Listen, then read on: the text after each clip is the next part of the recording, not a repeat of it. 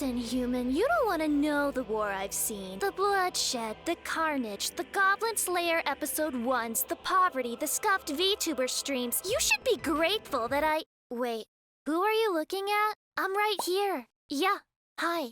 Remember that side quest where I picked up 2 eggs and you only gave me 50 experience in return? Well, look at me now. I'm the Warrior of Darkness. They even named this expansion after me. These devs profit off of my name and image. But how do they treat me? Like the merciful god I so clearly am? Imagine the devs actually respecting me. But don't give me your filthy pity. It's time to become what I must, so that you can become what you must, which is a subscriber. Wait, where are you going? Please don't leave me. Say what you will about the job itself, the story and lore for Dark Knight goes hard as heck. I also like how our mentor is named Frey, cause the Google definition for Frey is to become worn at the edge, typically through constant rubbing, because that's a very pure description that can never be taken the wrong way or made a meme at all.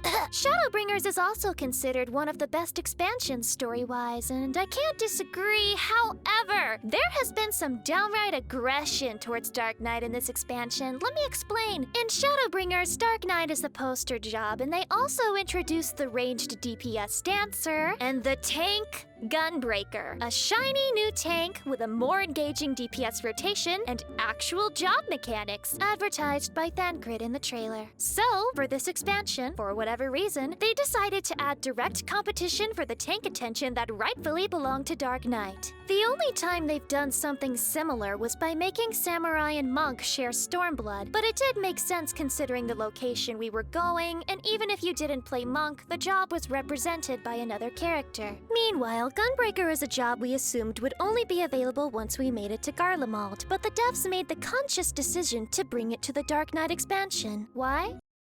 I mean, not that I'm mad. Gunbreaker is my tank main. I love it to death, but I can't be the only one who thinks it's kind of funny. Oh, and for 5.0, they made the very bold decision to take away mechanics from the very job they were meant to put on a pedestal. That's right. Everyone say, rip in peace, Dark Arts. What did they replace it with? Internal release. No, really, it's the same thing. Moving on to animations, let me show you a little something something. I personally think the aesthetic for Dark Knight is off the charts. It tickles the little emo kid who lives rent-free in my brain. Look at this! Yeah, so cool, right? Well, yeah, that's all it is. Cool looking. In terms of actual gameplay, the substance doesn't live up to the hype of the Flash. What do I mean? Well, to discover the answer, let's take a look at our sad little tank friends, up close and personal, and find out how the Dark Knight players themselves are coping. What, you think I'm edgy? You think I'm edgy? Say it to my face and you'll get cut by the edge of this blade, bud! Well, the stereotype is true, but not in the way that you think. The image of emo that people have for Dark Knight is fake emo, hot topic emo, 21 Pilots emo, but they are so much deeper than that. They are, please say psych, your comments are concerning. Do you need me to call you? Emo. They contemplate leaving the confines of this mortal realm on a daily basis. Not because of the treatment from the devs, but it definitely doesn't help. If I could, I would help them by sending all of my kawaii anime girl ooh-woo energy their way, but they would probably catch it in their bare fists and crush it right in front of me. They don't want my help. Nay, they don't need my help. They are whatever the opposite of a white knight is. You see, a white knight swoops in to defend his waifu, but the Dark Knights don't need a waifu. They need a reason to live. So when they see an anime girl, they start swinging, Mikote and all raw girls included. Honestly, a hero. I know it's what we deserve. Despite their dark outlook on life, they are usually very funny people, masters of memery. Scholar players continue to be mad about their treatment. The Dark Knight is resigned to his own personal Hades. Every day, he gazes wistfully at the other tanks, wishing wishing yet knowing he can never be like them. He walks a lonely road, the only road that he has ever known. His shadow is literally the only thing that walks beside him. But according to Reddit, the shadow is just his persona. Now you've got him contemplating unaliving himself again. Look what you did, you big goof! From a quick internet search, you'll see that Dark Knights are tired of the Blackest Night being used as an excuse to not fix the glaring issues with their job. After all, a 25% shield with a 15-second cooldown that gives you access to free DPS when used correctly? That's awesome! That's great! What more could you even need? Well, turns out, a lot. You could need a lot more than that.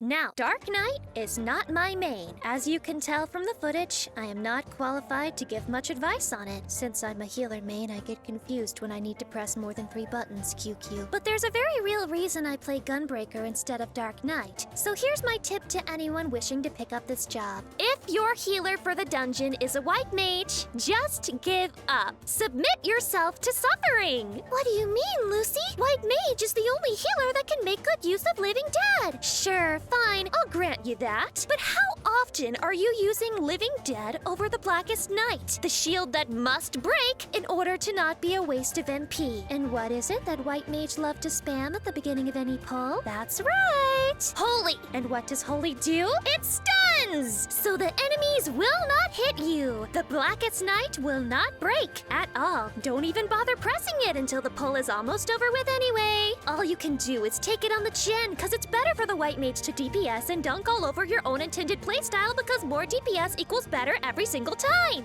Yes, your synergy with White Mage sucks. No other tank gets punished for using their cooldowns the intended way with a White Mage the way you do. And guess what the most popular healer is in dungeons? Yep, it's White Mage! So what's the right choice to make? Just don't even queue as one, my Satanya. It feels great to cheese damage with the Blackest Night in dungeons. It's one of the few perks of this job, and healers love you for it, but it's pretty much non-existent anytime you get a White Mage. Account for the fact that Sage has a mechanic where they also want their shields to break, and Dark Knight might have a 50-50 chance of being miserable in any dungeon. It used to be even worse synergy back in the day when White Mage would stun the enemies and part of your job mechanic was to get hit by enemies in order to restore MP, which would force you into a single target MP restoration phase on 20 enemies until you could finally AoE again. All around, the relationship between White Mage and Dark Knight has been a little rough around the edges. Yet Dark Knight must cling to them simply because of their chokehold on Benediction. Truly sadistic on Yoshi P's part. So yeah, my #1 advice for Dark Knight is to be nice to yourself and not play it in dungeons, which is about 90% of casual content. Sorry, I just had a flashback to the Heavensward job trailer. The Dark Knight aura that we were promised. It was so beautiful. And yet, what we actually received it's... Gah! I'm fine. Don't worry about me. Just keep going. Gah! I just had an image of the time we had job mechanics, dark arts, the MP balancing. We were different from Warrior, I swear. I'm sure that was the last of it. Nothing to see here, kids. Move along. Scorch! Our dot! They took it, only to return it as a living shadow!